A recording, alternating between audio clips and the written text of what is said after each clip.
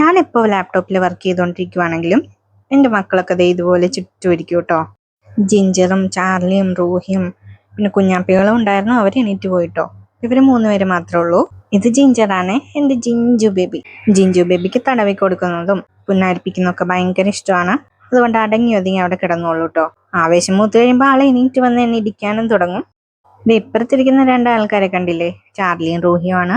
ജിഞ്ചു ബേബിനെ തടവിൽ നിർത്തി ഞാൻ അവരെ 2 പേരെയും നോക്കാൻ പോയതുകൊണ്ട് അസൂയ വന്നു കേട്ടോ. അത് കണ്ടില്ലേ, ഇതേ അതുകൊണ്ട് എണീറ്റ് എന്നെ ഇടിക്കാൻ തുടങ്ങി.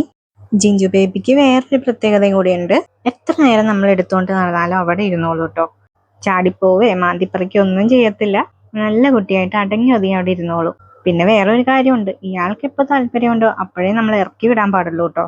എടുത്തുകൊണ്ട് നടന്ന് കൈ കഴിച്ചു കഴിയുമ്പോൾ ഞാൻ പറയും, മോനെ ഇറക്കി വിടട്ടേടാന്ന് ചോദിച്ചാലും സമ്മതിക്കൂല കേട്ടോ.